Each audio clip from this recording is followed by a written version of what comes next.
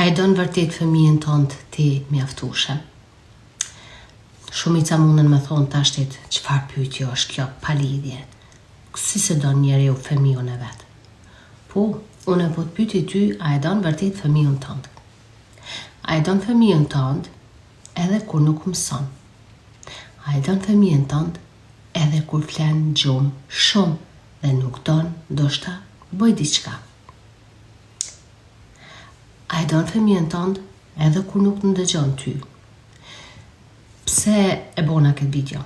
Sepse në jetën e përditshme shoh dhe vrej shumë prindër, ose ndoshta muj me thonë 90% e prindërve lavdërohen përmes fëmijëve të tyre. Mburren aq shumë përmes fëmijëve të tyre, kinse fëmijët e tyre janë të zotët në shkollë, janë punëtor, janë të mençur, janë intelektual, i ndëgjojnë prindërit, bojnë apo veprojnë sipas dëshirës prindërve. Po mirë more prindi dashur. Por nëse ky fëmijë yti pra nuk mëson, nuk të ndëgjon, edhe nuk është punëtor, a do të lavdërohesh prap për atë fëmijë, sikur që lavdërohesh tash kinse është punëtor dhe është në zenë si mirë dhe ku ta di unë çka. Une e vrej dhe e ndjej që prindi më së shumti e dëmton fëmijën e vet. Pra, pikërisht kështu në këtë mënyrë, duke u lavdëruar për ta dhe duke u mburur me ta vetëm kur ata janë punëtor, kur mësojnë, kur i ndëgjojnë prindrit, po kur veprojnë mbas dëshirës së prindërve. Dhe momentin që fëmia fillon me jetu jetën e vet, sepse fëmiu, atë fëmijë që ne kemi sjell në këtë botë, në fakt, ne prindrit jemi mësu me thonë që unë jam nana, unë jam baba, ky fëmijë duhet me më respektu mu, unë e kam rrit, unë e kam sjell në këtë botë, unë e ushqej, unë e ku mësu t'i boj hapat e parë në jetën e vet. Po kjo është i obligimi joni. Në këto gjana as që duhet t'i përmendim edhe t'i thojmë se unë jam duke e rrit, unë e kam sjell në këtë botë.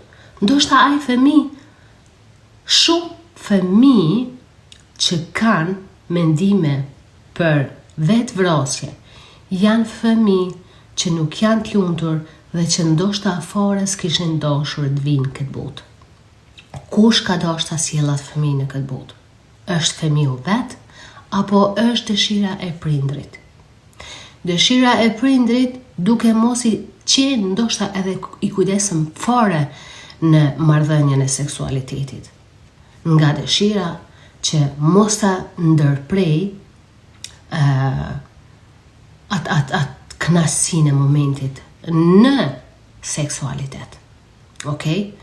Tani thuhet se unë e kam sjell atë fëmijë në botë, unë e ushqej, unë jam duke e rrit.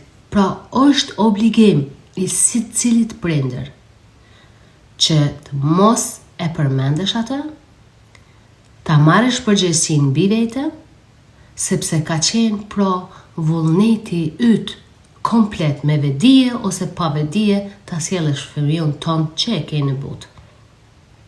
Tani pra, shumë më shumë përgjegjës jemi ne prindërit ndaj fëmijëve të tonë se sa fëmijët ndaj neve. Dhe tani pra, ti po thua se je ndoshta pra kjo shpjegimi im që po e bëj për ty, që si ke ndëgjuar kur, do t'jetë banal, do t'jetë i pa kuptim. Pse? Sepse ti ke një strategji pra si gjithë ata prindër që mendojnë se fëmijën unë jam duke rrit, fëmiu duhet me qenë falenderues ndaj meje, sepse nona dhe baba. Po është e vërtet, nona baba janë fundamenti i dashurisë. Por nëse ne e duam fëmijën tonë pra, pa asnjë lloj pritshmërie, e duam sepse kemi zgjedhur ta sjellim në këtë botë me dashuri të plotë, atëherë nuk duhet të kemi frikë, sepse unë e di që shumica e prindërve natyrisht se i duan fëmijët e tyre, edhe shumica e prindërve nga frika veproj në këtë mënyrë që fëmiu duhet të ndëgjoj, që fëmiu duhet të veproj në bazë të dëshirës së prindërve, por ne duhet ta kuptojmë edhe një gjë. Se cili njeri që vjen në këtë botë e ka misionin e vet. Pra, ne prindrit krijojmë një farlloj imazhi dhe pritshmërie sepse fëmiu ynë duhet jetë në këtë mënyrë. Fëmiu im duhet ta mbaroj këtë shkollë, fëmiu im duhet ta mbaroj këtë profesion. Pra, duam që ne të mburremi sa më shumë në shpinën e fëmijës. Por nuk jemi duke kuptuar pra që ky fëmijë ka një mision të vetin në këtë botë. Dhe nuk jemi duke e kuptuar se me pritshmëritë tona, me imazhet që i kemi kriju, pra të lidhura me pritshmëritë e fëmijëve tonë, nuk kemi duke e kuptu që ne jemi duke i dëmtu këta fëmijë deri në rrënjët e tyre.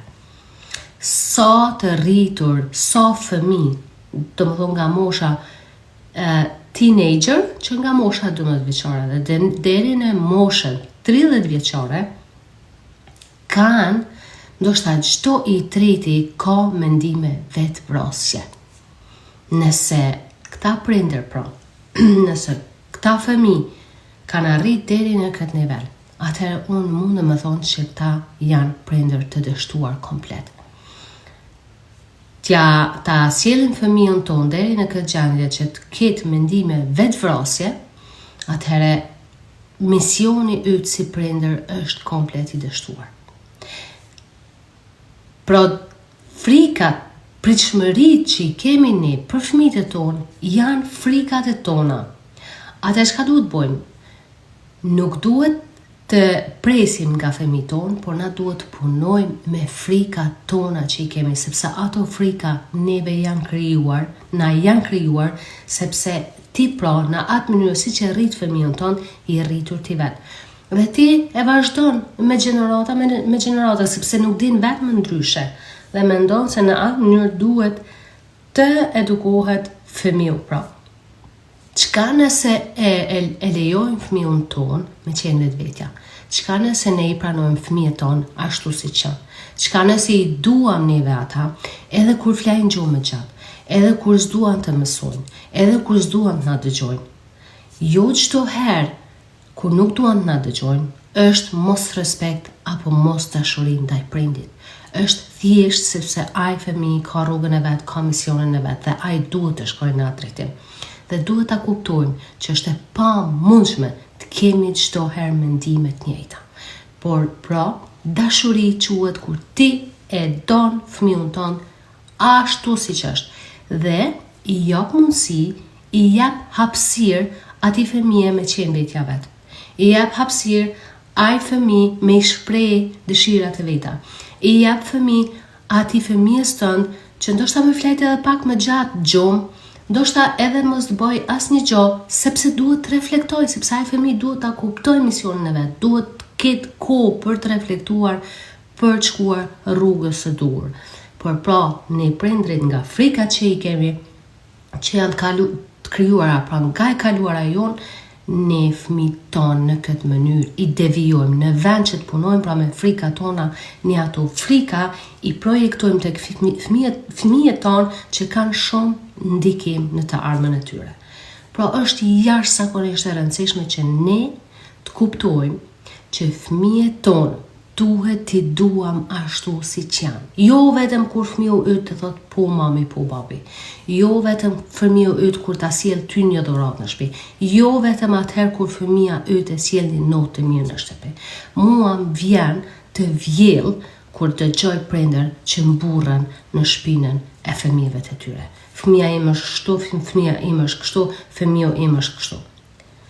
Pra, ti je duke e dashur fëmijën tënd për moskat e ti, sepse je duke e detyru për me vepru ashtu siç ti don, por jo duke e dashur fëmijën tënd ashtu siç është në të vërtetë. Dhe kjo në këtë mënyrë pra ne shkatërrojmë fëmijën ton duke menduar që ne jemi duke i edukuar ata mirë. Pra kemi shumë kujdes.